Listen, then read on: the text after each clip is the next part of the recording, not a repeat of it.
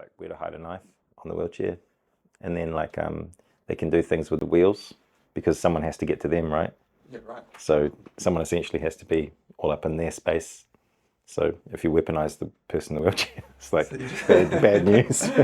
So if someone comes to you with a disability with crutches, you'd have plenty of weapon options to go with. Sure. I think where you start to have tough times is if you've got mental disability, it's hard to explain use of force. And then the other one is elderly, just because they're so weak. So their kind of choices have to be quite violent. And also even basic, like if you get thrown across a room, you might be okay. Yeah. But for an old lady, that's really catastrophic. Break all the bones. Yeah. I think so it's like probably more of like stressing subtle skills and then having, of course, you can still teach the same stuff. It would still work technically. If she stabs a guy in the heart, then he's going to die. Like, just how does she get to him or whatever? That's why it's not really self-defense. It's like ambush or counter ambush. It's not like... This tactic you take where you are varying the way that you teach people to defend themselves depending on who they are, how big they are, what their situation is, and often that involves learning how to use different weapons. What are the legalities around that? Are you allowed to be teaching people the use of weapons? That's a good question. I don't think technically. Technically, everything I teach is illegal unless you're in the worst kind of self-defense situation you could think of. Right. So, and also everything that I'm teaching is open source. So it's not like they can't get it from somewhere else. Yeah, okay. Everything I'm teaching is off the internet. Yeah. So where do I get my information? You know? And the criminals are way ahead, so it's not like I'm helping them in any way. We're actually referencing their stuff for everyday people. But yeah, use it in the wrong context. It's like someone is allowed to use a machete to defend themselves in the worst case scenario, but they can't walk around swinging a machete at everybody. It's the same rule. So how would they do it? Would they be in their home and an attacker comes in trying to kill them, they run to their garden shed, get the machete, and then they can use it to defend themselves? Pretty much. And so that's, yeah. Okay. So obviously we all know that a knife can stab and a knife can empty someone of all their blood and they die.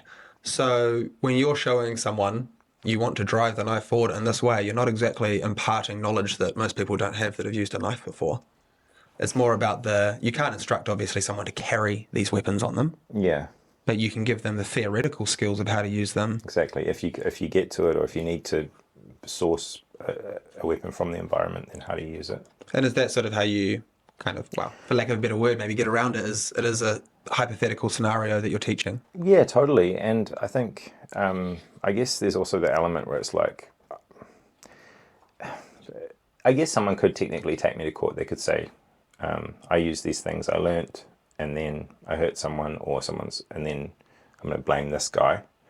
And I would take the court case personally, because I feel like what I'm showing people is still more beneficial than the possible ramifications. But I'm not out there, like I was saying, like people ask me to train their kids all the time, and I'm like, I'm not going to train your kids.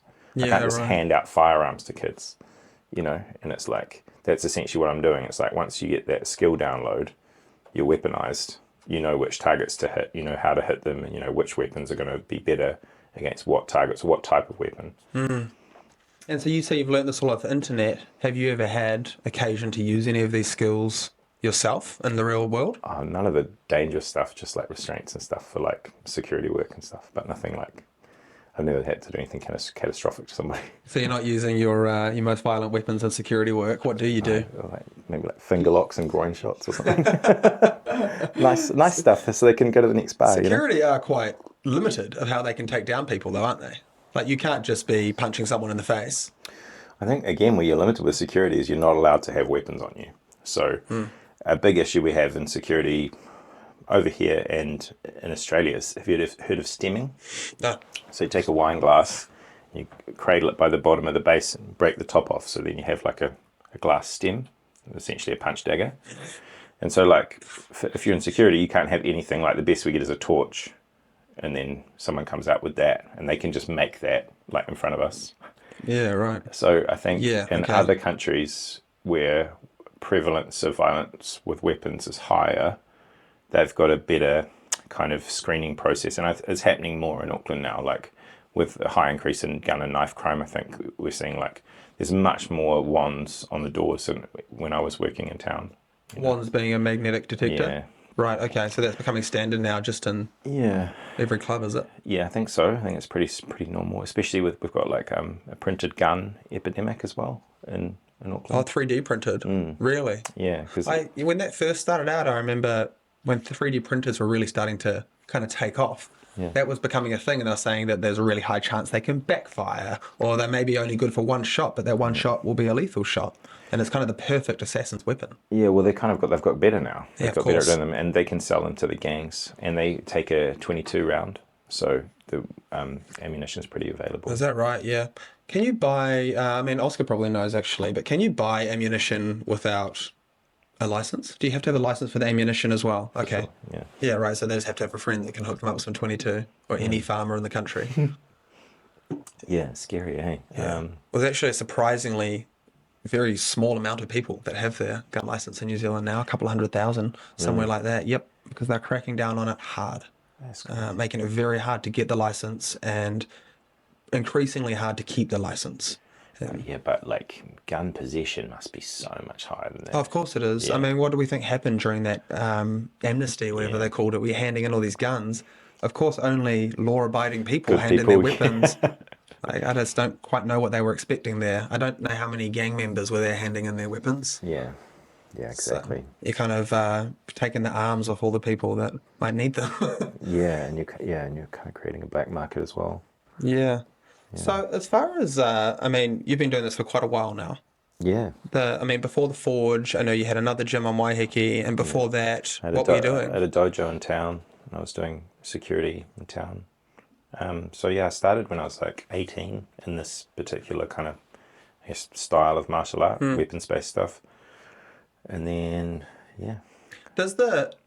When you say the martial arts space, do you have a particular martial art that goes the best with this weapons training? I guess, well, for me, where I started is Bujinkan Taijutsu, and I was Bujinkan. but I mean, the school is kind of here nor there. It's actually the teacher, and I still rate the guy as like the guru. Who is it? Can you say? Robert Higginbotham, if you can find him. Robert Higginbotham. Yeah, he's down in Tauranga. What a name. Yeah, mate, and like talk about a real life ninja, like full blown, yeah, from Texas, like Army Ranger, Gulf War vet, like the whole full thing, like decorated combat medic. So I was real lucky when I started like training. I was pretty into it, and I kind of asked him a lot of questions, and then I managed to go with him to Japan, and that when I graded for my black belt, and yeah, and so I got to we went drinking obviously after training, so I got to kind of grill him for lots of goodies, and he kind of explained to me like a mindset, I guess, of kind of what's the word. A lot of that style of training, they have this philosophy where you have to train under the blade. That's their thing, right? So it's like the kanji, Japanese kanji is like a heart under a sword. And it's this idea that you somehow have to figure it out under duress kind of thing. So it's a lot of like sneaky moves or hidden weapons kind of thing. Like you're not really ever meant to go like kind of like blow for blow with someone. You're always meant to find a way like. So his thing was and I think this is where me and him, we didn't have beef, but this was definitely a divider between us, is I was very interested to test myself in sporting realm. And he's just like, what's the point?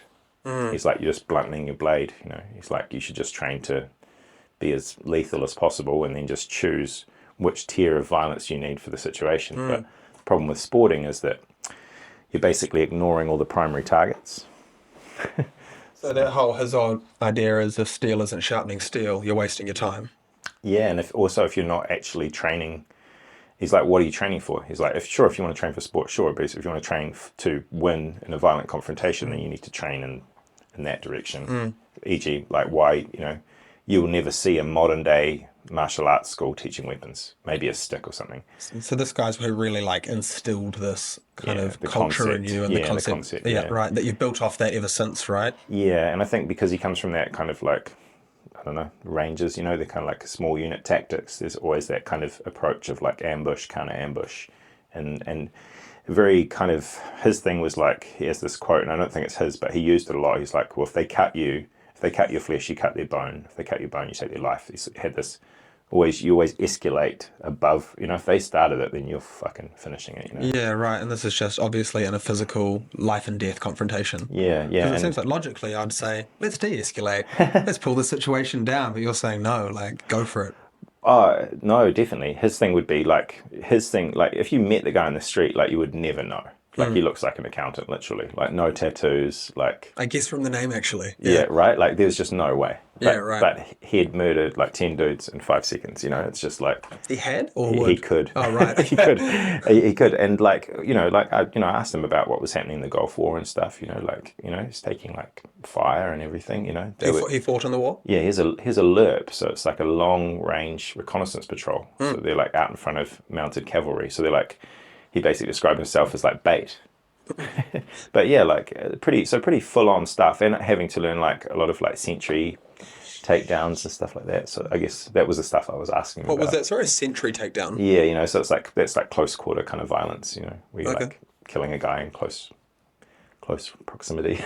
Yeah, right. So would he go through specific situations like this is what you do if someone... Is it just... I think I was the most annoying student because I just asked all the time. I was just like, and how do you do this? And I was like, well, and he's like, well, you have to get to the heart. And I was like, well, how? Like, what's the technique? And he's like, you have to pull their head to the side and, expose where you're going, or you can take the whole throat out so they don't make any noise. And, I think a true master has no greater pleasure than sharing his art. So he probably enjoyed saying these things out loud. Just another person. Yeah, I don't know. I think he's much further along than I am. I just kind of feel like I'm still just becoming a practitioner. He's kind of surpassed that. He's into that like spiritual, energetic mastery, Like one punch from the guy honestly feels like lightning bolts. It's a very strange experience. Like, I don't want to say it's chi or whatever, but whatever technique he's using is amazing. But he's in such a different place than I am. Like, I'm still feel like I'm kind of like working out the ABCs, Really, after all these years? Yeah. How old are you now? Well, I'm 40. Wow, so you've been doing it for quite a while. Yeah, 22 years. So Well, 22 years. When started karate when I was D? 15. Yeah, I don't know. Yeah, when I finally get my jiu-jitsu stripe. So if you were going to say, like, what are you jiu-jitsu? What is your belt right now? White belt. Yeah. So if you were... I think my son might be higher up. My son is, yeah. Yeah. No, cool. So before you were 18, were you fighting?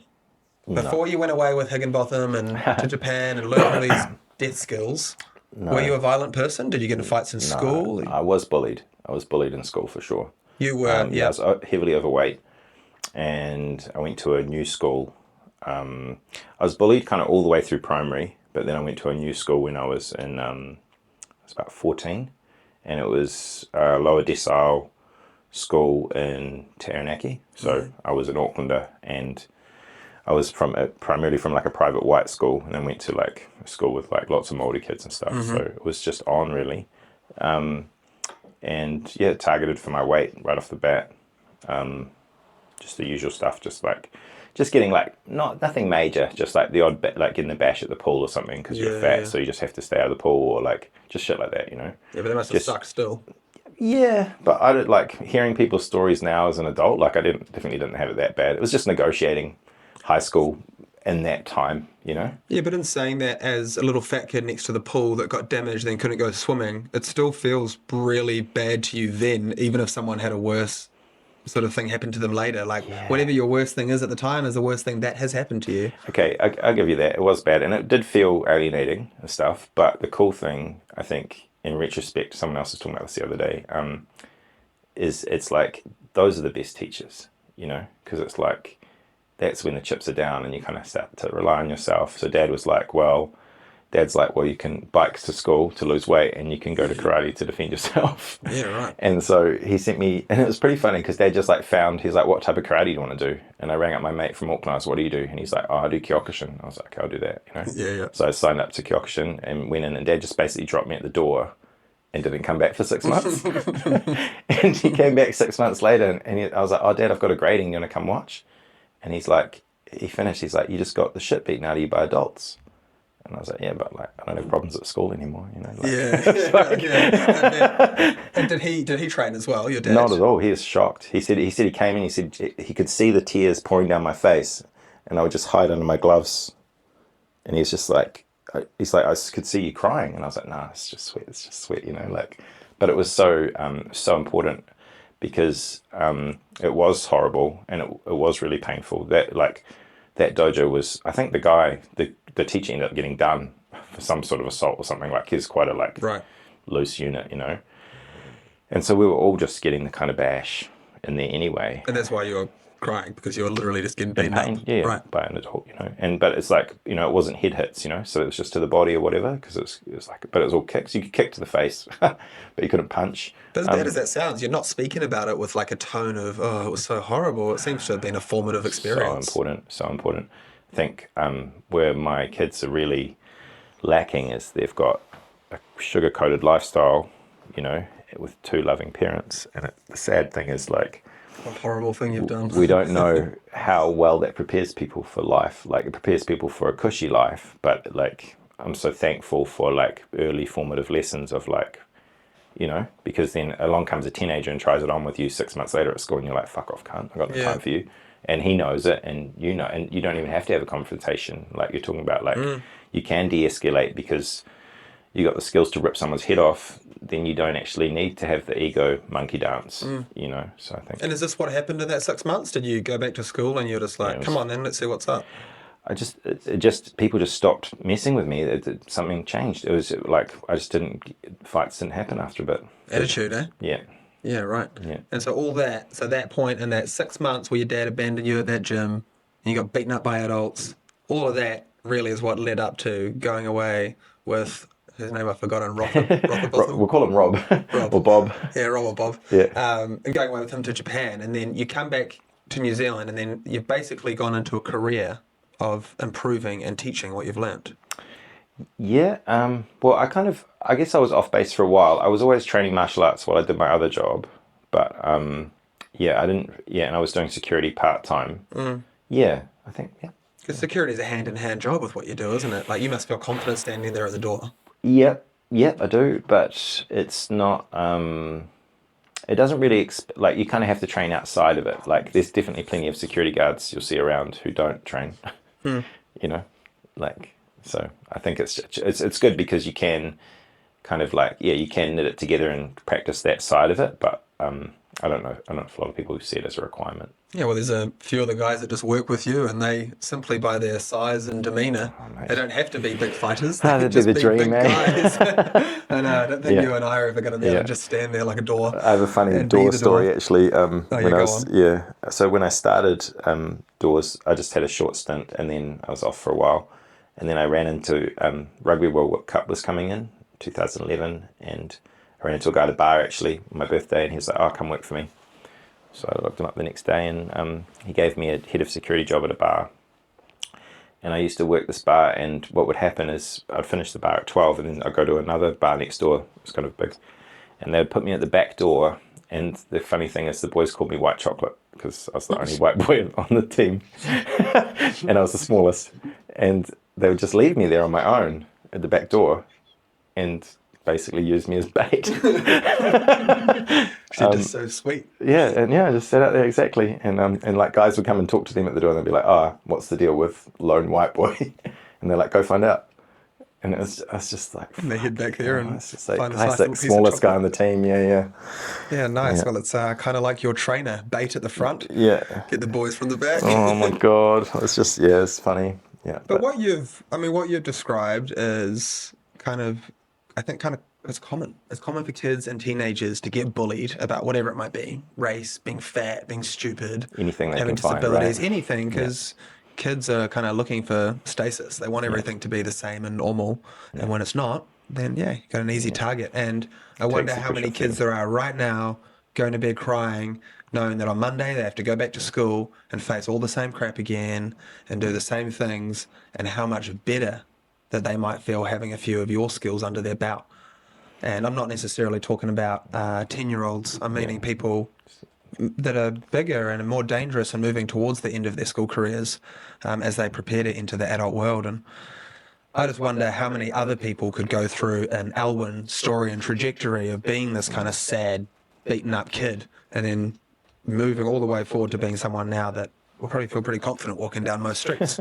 Not to say that you'd be able to kick everyone's ass necessarily, but I think, You'll I be agree fine. with you. Yeah, I totally agree with you. I think, especially what I've seen with How my do we own do kids that? with jiu-jitsu for sure. Like, especially also is twofold. You've got that scared person, who's like, and then you've also got a whole bunch of emotionally dysregulated young men Yeah, right. raised on video games and really violent pornography and really bad We're going to influences. touch back on that. So I think that's where jiu-jitsu kind of sorts both, because one is it gives you the confidence to defend yourself. It's pretty much the best martial art one-on-one. And then on the other side, you see, like, I think they did a study, emotional regulation in boys is like up 40% if they do jiu-jitsu. Really, emotional regulation just being like, I feel angry, but I'm not necessarily going to lash out because I can. Exactly. It's just a bit of self-control. Also, jiu-jitsu teaches consent from the first roll. It's fucking beautiful. Can you elaborate on that? You have to shake hands. You have to agree before you go into combat. Okay, And okay. whenever someone is in a bad position, they tap. Tap is cardinal. If you don't listen to a tap, your teacher's all over you, right? So it teaches. So if someone says, "Yeah," and you can tap for any reason, you can tap for being uncomfortable. So they're in the thick of essentially simulated murder, choking each other with gis. Someone taps, they instantly have to regulate their emotions. Yeah, right. It sounds like a great thing for everyone to do. So, I mean, look at your son. Yeah. You've got a beautiful young man there who's like can actually talk to adults. Yeah. He's going to town on his own at a young age, confident. He's been doing jiu-jitsu. You put him in jiu-jitsu. Yeah, 6, 7 years. Yeah, about 6 years old. He was cracking into that, and yeah, I think it's been really good for him over the years, and I've seen him. Well, actually, looking at him and maybe some other kids that he was at school with when he was younger and stuff, you can see the difference from the kids that have stuck to something, and even when it was once a week for a while, Yeah. he didn't miss a class because he wasn't allowed to at first, and then he just didn't miss it because he didn't miss it. Yeah. And that kind of has led to so much more, doing all these classes. He started doing a lot with you, and at the moment he's doing 10 training sessions a week, and he's 14 years I'm old. worried about it. Like, dude, Well, make sure you I eat. was too, but I realised, because I was sort of saying, I don't know if I want him to do this, but I'm thinking about myself. I'm thinking about my sore shoulder and how I find it hard to get out of bed at 5:30. Yeah. He's not. He's 14. And when I was 14, I was boxing 6 times a week, and so it didn't feel like anything. Yeah. I still had time to go do all the things I shouldn't have been doing. Yeah, he's like, I went to sleep at 9. I was like, okay. He was really proud of that. He told me, I'm going to go to bed now. And I was like, cool, I'm out at 8:30 if you want to have that competition. With that in mind, I mean, and not necessarily kids, but should we be getting more people, everyday people, into some sort of fighting sport? Take that maybe stigma off it of being... Yeah, definitely. What is it? Yeah. Toxic? Is it too masculine? Like, what is the pushback against fighting? Pushback. It's dangerous. Right. It's scary to learn, I think, but the biggest pushback, bar none, is once you lean into that problem, you kind of open up the Pandora's box of, oh my God, all this horrible shit could happen to me. And that's pretty normal. Like, people, when they do a course, often they're just like, oh, I never thought of A, all the stuff that could happen to me, and B, all the things that I might have to do to someone else. And I think it's just because it's not a everyday requirement. Violence isn't the tool that it was for us before. But only in this last, 100 years? Yeah. So it's the swimming pool analogy, like we talked about, right? The what, sorry? Swimming pool analogy. Oh, yeah. So swimming pool is the swimming pool of violence, and you can spend your whole life walking around the swimming pool, and you're fine until someone pushes you in. And then either you've got some sort of training, e.g. you can doggy paddle back out of the swimming pool, or you just have sheer will, you somehow just mangle your way out, or you have a tool, like a life vest or something, that's going to dramatically change it. And then you get training. Yeah, you've got a knife, and then you got your training, you start to like have a pretty good chance of getting out of that pool. Yeah, right. And I think everyone, like, self-defense should be an internationally protected human right. And I mean, where my political leanings lie, and I just think it's just horrendous the way that we hammer people for trying to defend themselves or like trying to have a livelihood. There's a big issue in Mexico where like all the avocado growers, like there's these big avocado wars, because it's like an industry, right? So, and basically you're not allowed a gun in Mexico. So the only people who have guns in Mexico are cartels. You can't buy a gun as a citizen. So you're an avocado grower, you're fucked. Yeah, or anything in Mexico. It's just an interesting example. You think of that place as like the Wild West, but actually all the citizens, like, owning a gun is really hard. Yeah, is that right? I wonder how much illegal gun ownership there is. That's the only gun shop ownership there is. So really. you can't just you can't go and apply for a license, pick up a gun. There's only one gun shop in Mexico. Yeah, that is not how I think of Mexico. It's crazy, eh? Maybe this is just No, most of them. unadulterated racism, but I imagine there being like a gun shop next to every taco So stand on the corner. most of the cartels get their guns shipped down from the States. Yeah, right. Yeah. So they're still doing booming and also business. like if you like someone on the ground, like they don't have much money to buy like an M4.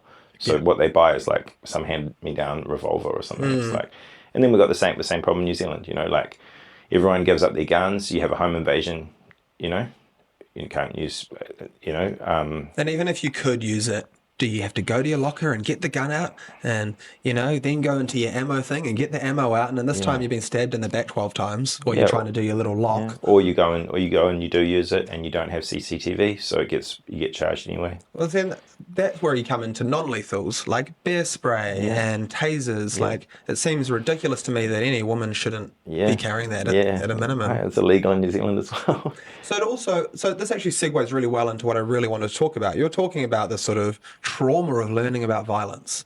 And you've said to me off camera privately that was something that some of the women in your class actually had a time dealing with, of learning all these skills from you. And while they've learned how to defend themselves and feel a bit safer, you tell it. You said there was one particular woman. Oh, mate, yeah. So the first, the first technique I'll teach is like, okay, let's learn a non-lethal technique. So some guy's in your face, so we're going to rip his eye out, right? You just have to send a pretty clear message that you're ready to escalate, and this is like the first thing that you can really do before you kind of go lethal or like. The eye is the warning. Yeah. Okay. Well, everything after that, it starts to become a little bit more catastrophic. Well, I mean, he could blind him, but after that, you're either going to be breaking the ankle or the knee or going for the throat. Yeah, and you shouldn't have been attacking a woman. Totally. And it's a good clearance, like if they're in your face, you can stick your thumb in there, kind of, But yeah, like as soon as I go to teach it, pretty much every girl in the class is like, oh, that's fucking disgusting. And when they realize the amount of pressure it takes to attack that eyeball and how, it's kind of twofold. One fold is like completely sickened by what they could do to someone. And then on the other side, they're like, so with just my thumb, I can completely rearrange this, hierarchy. Yeah, the power dynamic. And then it depends on their background, because if their background they haven't dealt with violence, then they're still quite sickened by it. But if they've had some fights, even like an older sibling, and they can see the tool, in it, and they can see the merit. Yeah, right. Are there like ways, one of the biggest male on female assault categories in New Zealand are intimate partners, so IPV, intimate partner violence. So 1 in 4 women in New Zealand will experience that in their lifetime, in their relationship. And are there techniques that people can use that maybe aren't ripping eyeballs out? Or Jiu-jitsu.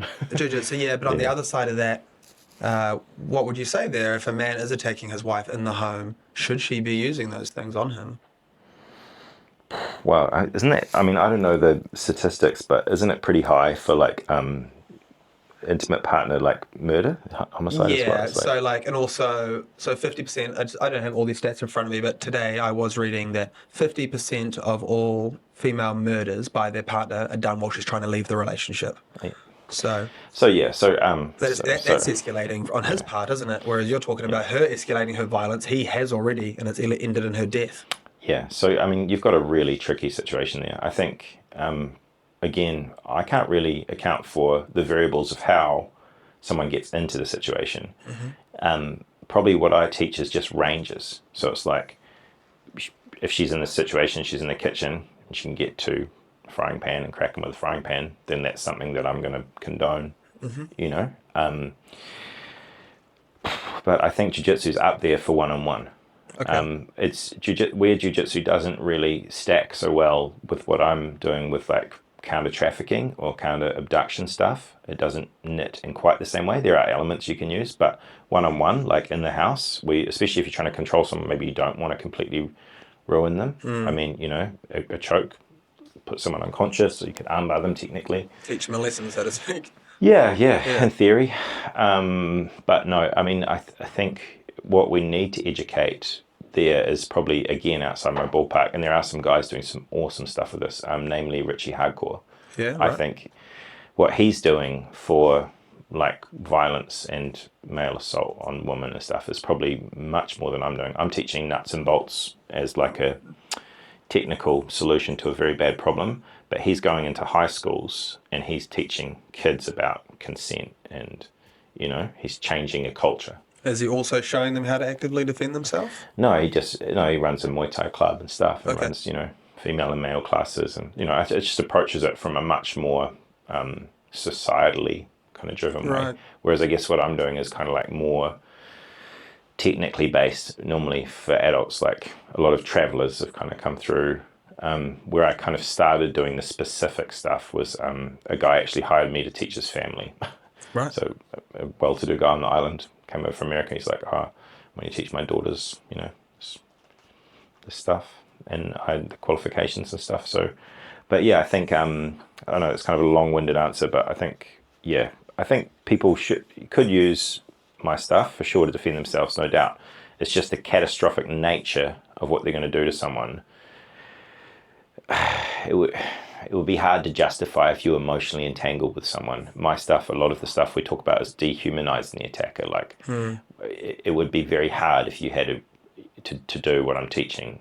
If you had we're kind of training with the idea that someone tries to grab you and put you in a van, that's just like a mechanical problem. You just go for it, But like, if it was someone you knew, with all the coercion, the mental coercion that happens in those situations, not to mention the amount of substance that normally either parties And statistically, serious violent assault and sexual assault are much more likely to come from someone you're close to and Yeah. And maybe that speaks to who we hang out with socially and things like that.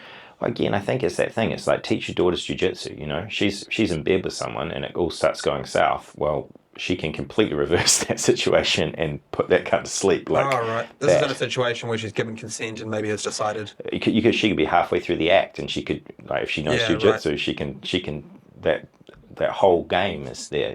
She understands how to mechanically control the body, or at least get out of there. So I think, that's like a big one, especially for that space. But stuff I'm showing is like, if they got to a knife or a pen, if it was really bad, they could weaponize their environment.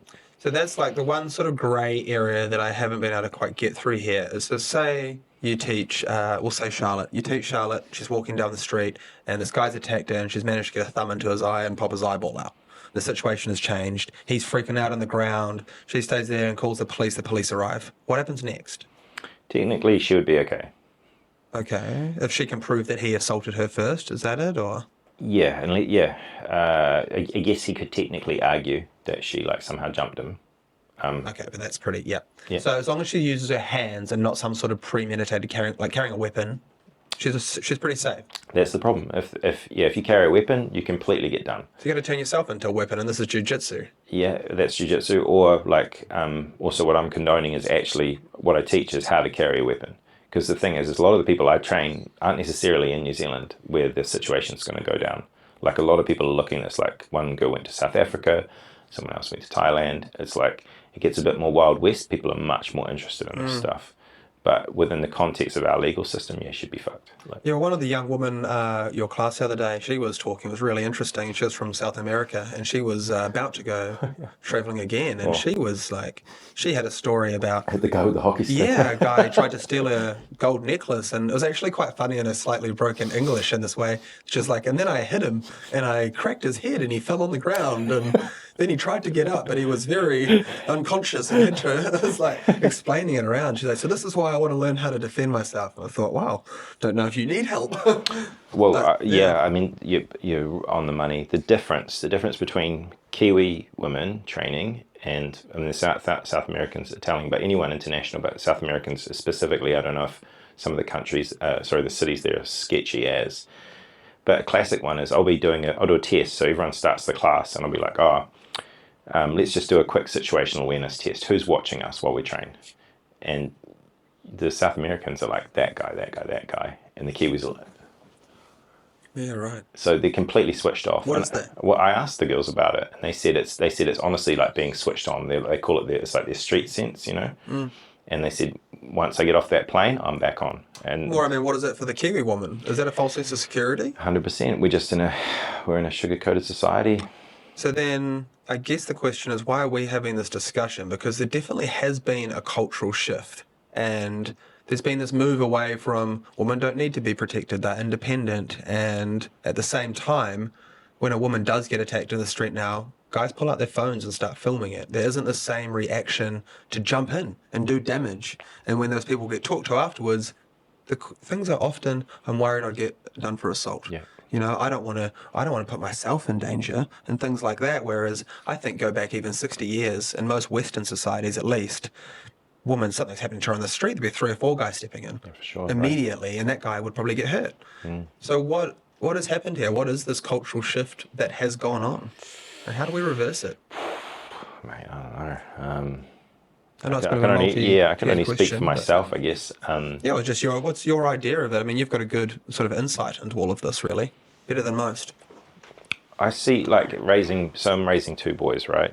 And I'm consistently seem to be faced with these roadblocks to the kind of stuff that I'm teaching them or raising them, like teaching them how to fight or teach them survival skills, or and there's this big leaning on, you know, social, good social dynamic and stuff, and I get that, and I feel like, I don't know, I worry because I feel like there's no insurance for my boys if I don't teach them that stuff. If I don't teach them how to fight or like how to camp out overnight in the bush, like most young boys should be able to, then I'm suddenly doing them a disservice. Whereas it seems that most other people look like the stuff I'm doing is somehow a disservice to my kids. So I guess it's just a personal choice. When you say what you're doing, you mean teaching your kids survival skills? Yeah, So you said the bush. The bush, like, survival skills, and like I've taken a lot of shit for that, like teaching, you know, my young sons how to use a knife for, like,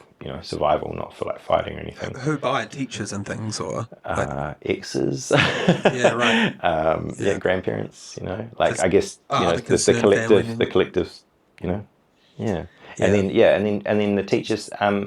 The teachers will more bring up things like, they'll be like, I noticed your kid said he could light a fire. I'll be like, yes, he can. Can you? yeah. And so stuff like that. But I think that seems imperative. It's such an important thing to work out. I think so. And also I think when it comes to, like, I play fight with my kids incessantly, you know, like, I just think it's so important. I think what we're seeing a bunch of people having kids and not really raising kids. Like, it's like you have a kid and then you plug that kid into a daycare, phone, PlayStation. Okay, now finish uni, bye. Yeah, absolutely agree. That is what has happened. And so I think you've got twofold. A, you've got the kid being raised outside of any kind of stress. Like, you need lots of amounts of stress to grow, you know.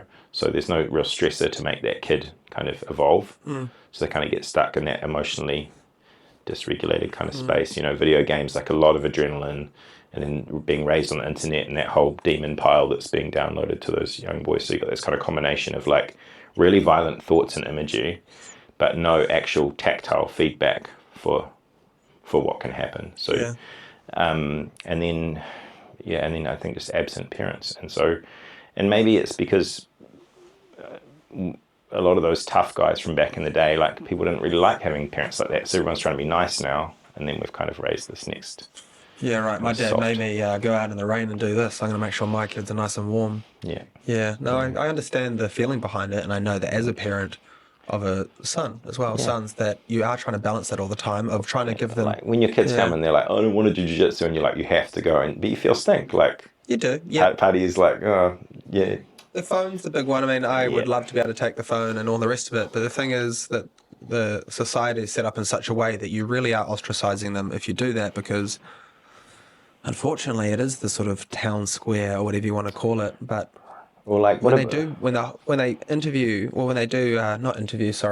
to students, they poll them, survey them, none of them will say they want to get rid of their phone, maybe a couple of %. But if they say, if no one else had a phone, would you want to get rid of it? They almost all say yes. Yeah, if everyone didn't have TikTok, would you want it? No, they're good. Like, they'll get off it. So it is societal pressures. Maybe if we could reverse those pressures around to, like, oh, what, you're only a white belt?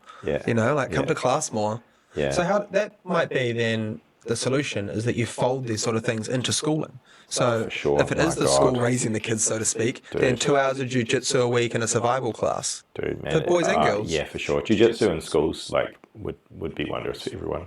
Yeah, and Yeah. the police and everyone, not to mention actually. Yeah, Yeah. it's funny because I don't teach jiu-jitsu, but I'm a big proponent of it as a solution, especially for that younger crowd.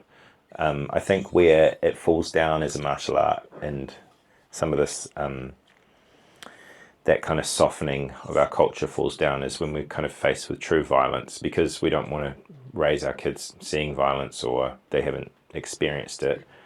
Then it is such a kind of gross experience for anyone kind of it's brand new, straight in a swimming pool drowning kind of thing. Yeah, right. Got to get that life Yeah, vest on. yeah. So it's like you don't even have a chance to acclimatize to, what you have to do. Well, this sort of hits that whole cultural nerve about masculinity and like what it is now, because these things we're talking about of protecting strangers in the street and learning to fight and just talking about all of this are traditionally masculine things. And for most of history, it was men's role in society to protect and to provide. And I'm not saying that the changes that have been made now where women have been driven more towards being independent, and I think it is a counterweight from things like feminism. Fantastic. Bring women up to a level where they're meant to be at, which is equal. And then, yeah, actually, I've completely lost my train of thought on that. No, Delete. but I was thinking I don't know, the thing with women training that I see the shift is that it's like it's almost like their spidey sense is better than men.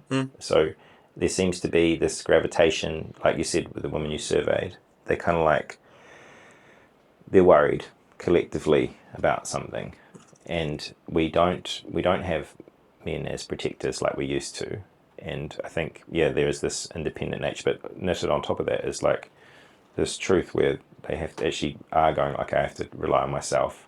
And a lot of mums like wanting to know how to teach their kids, like you're saying, like people like I just think they're more aware of how fast the world's going to shit. And they seem to be a little bit more onto it ahead of the dudes. Like you say, like a lot of guys you talk to felt kind of caged, but like the chicks feel threatened, Yeah, right. So maybe the females be the ones to push this big change forward. Yeah, I think so. I think there's an element. Also, I think like a lot of what I see from them, like the positive coming out of the course is they're like, I didn't realize I was allowed to do this. And I was like, well, you're allowed to do whatever you can to get out of this situation, because legally, once it's a really bad assault, you can basically throw the kitchen sink at the guy. Yeah, well, you actually said to me when I came by the gym that like a lot of women don't realize that almost any man can physically beat them up, and that is a lot of women have an idea that I'd be able to do this and that, and they can be quite shocked to realize that a man that looks smaller than them, who has benefited from years and years of testosterone fueled growth. Yeah. And it's just really hard to see. Yeah, no, there's Right, we were talking about at dinner, like the biggest misconception, I think, or a big misconception is, I'll outfight him just through sheer will or sheer, and the truth is, like, without jiu-jitsu or without some sort of training, like, you're really trying to swim without any training, and you don't understand the amount of variables that you'd like. There's a lot of variables for me getting in a confrontation, and I know how to deal with, say, 50% of them. Someone knows none of the variables. They're going to make so many mistakes that they didn't have to make. 2 hours of training, all of a sudden you're making way less mistakes. 6 months of training, you're starting to learn how to really. So as little as 2 hours can make that difference. I think so. Yeah, I think a lot of what I'm doing is really just like trying to weaponize the brain, just trying to make people open up their eyes to what they can do and the smorgasbord of targets that's there. It's like, and how if you are a smaller person, you can break certain things on a bigger person. Like you can have a tiny 50 kg girl destroy a rugby player. She just has to know what to hit. It's like the balls. I'm guessing it's probably a good target. The balls is out. The balls is a intermediary strike. I never want to actually put that out there. No, the ball strike is really easy to defend, and men have been defending it a long time. Okay. What you teach. Oh, when you say it's out, you mean it's no good? Yeah. Okay. Yeah. You can do it like a slap in the middle if you're trying to set up like a knife strike or something, just so he protects it and drops his hands. But generally, you want to break the ankles or the kneecap. Right. And it's just hard to break those things, right? No. I mean, you're not Dan Hooker. Well, yeah, again, it's just physics. So the metrics that we use is like, 60 pounds pressure to break the knee below the kneecap, and the average untrained person kicks at like 200 kg plus their body weight. This makes me think about like by the time you finish training your woman, they're like Robert Downey Jr. on Sherlock Holmes, and as he goes into fight, it slows down, and he goes discombobulate, and he goes through all these different little fight moves. That's what it sounds like. You're like slap the ball sack, drive the knife in, break the knee. Hopefully, slow motion. If I've done my job right. So I think I've got like one or two of them close. Like, yeah. So I mean, so she's. We might have to edit her name. But so she's in corrections, super high risk faculty, and she just did a course on kidnapping within the prison, right? And she's one of the two most high risk roles. Wait, slow down. Sorry, what is kidnapping within the prison? So inmates snatch you, take you to a cell. Oh, snatching a guard. Yeah, or a counselor. She's a counselor. Right. That is scary. It's really bad. It's pretty much the worst thing that can happen. And what's happening to them? They're getting beaten up, or the works, right? Okay. All the worst things. Prison things, coupled with quite educated practitioners. People who are good at violence and motivated. And that target someone like her, a counsellor. Yeah, and she's a female counsellor, pretty up there. So I was asking her about the courses, and she's like, I'd use your stuff for sure. Yeah. And she's like, because at that point I'm past the legal ramifications of what's happening to me. I need to use my insurance policy. And she's like, and she's done like 6 of my courses. So kind of back to that thing, it's like if someone grows up in an environment or something where they need this stuff, or they're from South America or something, they've seen a bit more of why it's a requirement, they lean into it. And then for people who've never seen any of it, it's very traumatic, But and do those women that do get traumatized by it, do they move past that pretty quickly as the courses go on? Yeah, I don't know. Well, I don't know. Sometimes they don't come back, to be honest. It just depends. I think it really depends on how relevant it is. One woman came back for like 3 until like she had a situation where she was like, it wasn't major. She'd done 3 courses. She was like in town, and she was like going to go up some steps, and there were some guys kind of blocking the kind of steps. I don't know if they were running away from someone. I wasn't sure. But anyway, she said that she had like quite a kind of threatening kind of moment, like where she was like, wasn't sure. How did she deal with it? I think she just kind of like really owned her space, and I think she kind of was just like readied, and then they kind of saw that she was ready and they went past her, so she was aware of them. But after that was kind of her tipping point. She was like, I don't feel like I need to train as much now because I've got this confidence. That's what I was looking for.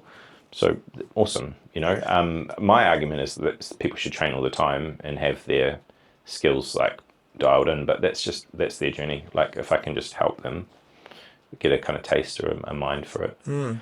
But yeah, Steve's situation is like, that's pretty high end. But it's interesting to hear that the problem for her is that she doesn't get taught the level of violence that I teach because of the legal ramifications of her job. Yeah, and she is carrying weapons probably as well, isn't she? She's not allowed to. Like a baton or something in no, prison? No, she's not allowed anything, and she doesn't get any pepper spray or nothing. That's nuts. That just seems absolutely crazy. Yeah. That's just like going swimming in the ocean with blood coming off you. Well, but you know what she can take in there? She can take her necklace in there. Oh, cool. So so like you saw the necklace, right? Yeah. So it's like, again, it's how do we get around? How do we use Bob's, Mr. Higginbotham's mentality? Higginbotham, that's it. Yeah. Yep. Yeah. He'll be famous. Yeah. And like apply it to that, and it's like you need to carry a weapon, and then if you can't carry a weapon, then weaponize yourself, Yeah, right. I think it's awesome. So, to sort of round this out, at the Forge, you said this woman had done 6 courses. What is a course? What does that consist of? Well, normally I'll just get contacted by a group, and then I'll kind of put the word out, like a team of girls who want to do it or something. But it's about 3 hours long, and we teach. So it starts off, we teach weapon fabrication and concealment. So how do you make your own weapons? How do you conceal them? How do you carry them? And then how do we use the weapon?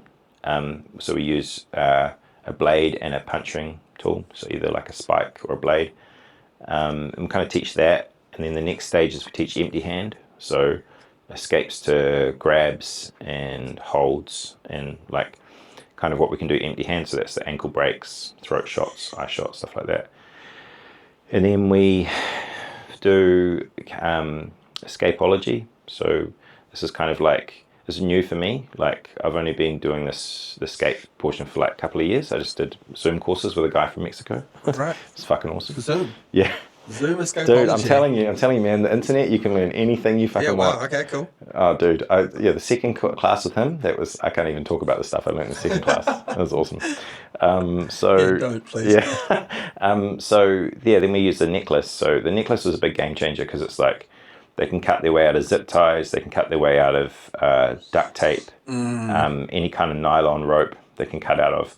And then the tweezers they use to get out of the handcuffs. So they can carry the tweezers and the necklace anywhere, and that little glass breaker they'll put on the necklace as well. You know, that little bit of out of the lighter, tungsten carbide, yeah, little it comes bead. off a lighter, doesn't it? Yeah. And you're saying that can pop a window. Clipper lighters, yeah. Clipper lighter, right? Yeah, not a bic, but clippers. You can take them out and string it, and yeah. And this is the small tool that you had that kind of had a bunch of these little things on that was easy to carry, right? Yeah, the skate kit, yeah. But normally it's a necklace, yeah. But we were talking about then all those different things people could wear. Like in the Victorian era, women had long needles in their hair that they would pull out to defend themselves. Yeah.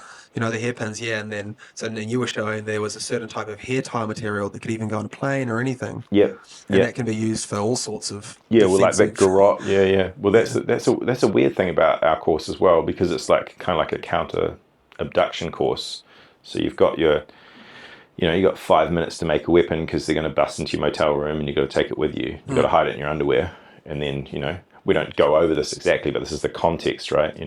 And then all the empty hand stuff, and then say you do get caught and you have to escape, you want to use that escape tool. So use the necklace to quietly dispatch, because normally you're going to be taken by a team. It's not going to be one. It's going to be one or two guys. If it's one, awesome, But then, so they can quietly dispatch and use that tool again, or the handcuffs as well. They can weaponize the handcuffs. When you're talking about a team of guys taking a woman, that sounds scary. Is that something that happens in New Zealand a lot? Well, it's on the up. There's been 2 trafficking rings bust in the last 2 years that I know of. That's just on like local news. Trafficking women. Yeah. So they'll either traffic, and it's been going on for a long time. I'm sure it's way worse in this country than it is. A lot of it's around passports. Someone will come in someone will get hold of their passport, and then they can just get into whatever. But trafficking, like child trafficking and sex trafficking in general, is like one of the fastest growing industries. Especially that's why I think a lot of the chicks who are training with me are doing it when they're traveling, because the abduction threat seems more kind of common over there. But the abductions from schools in New Zealand has definitely gone up. Is that right? So I feel like I just don't, to be fair, I don't watch a lot of mainstream media, but you just don't see it, really. It's not really out there a lot. If you went and talked to the average Kiwi, I don't think they'd say, oh, kids getting abducted from schools is on the up. If you said to someone a kid got abducted from a school, they'd be like, oh my God, what school was it? Where was it? Has the kid been returned? Because I remember when I was younger, the kid was missing. It was a big deal, it felt like. You'd hear about it for weeks, and now it's like whatever. Yeah, it just becomes standardized. I think, you only have to look at our crime rates and metrics to see the shift in the types of violence that's happening. And I think that's another reason maybe why people are getting into this kind of more severe version. It seems to me that you have your own moral responsibility about this. We're talking about the laws as, well, they're kind of dumb and you should be able to do this. And that kind of shows that what you're doing really is about what you believe. Yeah, I mean, I agree with laws, and I like police, and I like all that stuff. I think that the problem is it stops people learning something for that insurance for the worst case. Yeah, and if the law isn't going to protect you, then you're going to have to protect yourself as well. Yeah. At the end of the day, isn't it? And then there's the other side where it's like it's not an internationally protected right. So even though we might have laws and we might be good here, you only have to go to another country, or you be in another country and the political situation goes completely south on you. And that's kind of twofold. I also think that self-defense shouldn't really be taught without survival skills, because like we've got this whole thing. It's like, get yourself out of the situation, but how do you get to the next bit? Like if you run out of the van and you're on the fucking West Coast, how do you start a fire, get protection? Yeah, do you know how to keep yourself warm? Or the other. How long would it take you to teach someone to live in a bush for a night? Oh, with nothing on them. 2 hours. See, that just seems like everyone should do it. Yeah, especially we've got the internet. Would you teach courses like that? People will be interested. I don't know what the liability is. Maybe if I could get them to sign a waiver. I think my problem. I think I teach my kids. The problem. I think the problem I have with teaching some of this stuff is like I'm not the best teacher, and I'm not the most patient person. So it's like if people are there to learn and get the download and stuff, I can give that download. The problem if I take someone into the bush or something and they've got their kids and stuff, it just turns into like a picnic, you know. It's an interesting analysis of yourself because my son has a completely different one. Oh, really? He said when he started training with you and continuously, the reason he liked to train with you was because you were so patient. And when actually he said during this current training camp you're a bit psycho, but he said before that you are patient and you will quietly re-explain things. And he said that was actually, it made it much easier to come in and be comfortable and then learn the skills. Yeah, the thing is, your son's trying to get it right. Right. Oh, so you're saying you get pissed off with people that rock Fuck around. Yeah, I got you. Yeah. So generally, like the cool thing about the courses is the girls are there, they're focused in. We're only running it for 2 or 3 hours, you know. I could definitely teach someone in the bush. I could have like taken mates out and stuff, but yeah, my kids hate it. Put it that way. They like, yeah. They really like. If you ask them, "Oh, do you like survival training?" They're like, "I fucking hate survival training." Yeah, but I bet they're good at it. Yeah, they can do it. You know? Yeah, and that's just another life preserver in the pool, isn't it? Yeah, I think so. Definitely. Maybe not the pool of violence, but the pool of the world life, dangers. yeah, and I think also for like your most likely self-defense situation, if you're pretty aware, you can probably avoid most humans. But like a catastrophic storm is like a pretty, you know, kind of dangerous situation. You know. Yeah, if you're not in the right place. Yeah. Yeah. So like the thing when I found leading up to this interview was I talked to a lot of women, and I just maybe every woman I ran into, I'd just say, "What do you think about this and this and this?" and general safety, basically. And when I mentioned like your class, most women are unaware that anything like that exists. All right. And most were like very excited. And when I sort of started looking in the wider Auckland region, there are some people in Auckland that are doing it and throughout the country. But it's not big. It's not pushed. So I found a whole lot of MMA gyms, boxing gyms, kickboxing, Muay Thai, fantastic, all good. But nothing on this particular topic of women defending themselves against men who are really trying to harm them. I think it's something that could really pick up if we have a very, very slight culture shift towards it's totally okay to learn skills you might never use. You should definitely learn to swim if you're going to go in the sea. It's funny, because it's like, you know, speaking about like women who have like a traumatic experience with the training, whatever, and then one thing I did ask her is like, would you teach your daughter this stuff? And she's like, in a heartbeat. Oh, really? Yeah. So like, well, why not? With it, but it's interesting, isn't it? It's like we're afraid of getting to it, but then when it comes to the kids, we all want our kids to be able to protect themselves. Hey? You're got a nightmare of what would happen to them when we're not around. Yeah. Keeps a lot of us awake at night. Yeah, I mean, I guess the good news is that there is the internet, and like if you do your homework, you can learn a lot, you know. And like a lot of those tools I was showing you, you can buy that stuff online. Like there is, I think, much better pathways to relevant realism-based self-defense now. Like there was a lot of bullshit, and there still is bullshit out there, but at least now there is true, legit sources that are quite available. Like I was saying, like I'll do Zoom courses, you know. Yeah. And yeah, I think it's a mindset shift. It's like can you have a jiu-jitsu dojo and then maybe one night a week they chuck some rubber knives in there. Yeah, right. You know, and in both directions. A, how to use the knife, and B, how to use jiu-jitsu against the knife. You know, and same with our boxing gyms, you know, why don't they have a ground fighting night, you know? It's just we just need to make it more normal. Or in school, like you said, we should have jiu-jitsu in school. More relevant to the real world. The big danger with the knife thing is because of the problem with knife statistics being used in assaults, they get heavily regulated. Yes. So it's more of like we can't really hand out knives to everyone, but we should at least teach people how to use and weaponize a tool if need be. Like the home invasion question you're asking about, I think that's the big one. It's like, okay, you're getting your home invaded, shit's getting real. You're allowed to do something. How do you know, someone's trying to put your daughter in the van, what is she allowed to do, you know? If you are talking about what people can and can't can and can't have, everyone's allowed to have a 2-ton missile that they drive down the street. Yeah. So I think that, One of the you give a best weapons. 16-year-old a car, but you're not allowed to carry a short knife in case someone tries to rape you. It seems like an odd sort of paradigm. Yeah, I would agree with that. Yeah. And then, and then on the other side, like you said, and then even if you can't give them a knife, how do you train them?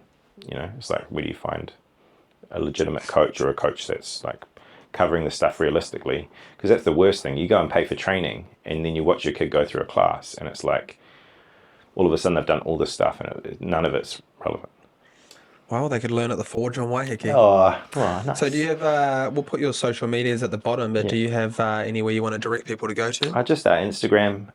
We'll probably be running another course soon. They'll see some posts on the story, but You're going to run them regularly? I'll probably run one. I might run a couple this year. I normally just get a bit of engagement, and then we're trying to get the group together. Got a feeling you might be getting a bit of engagement.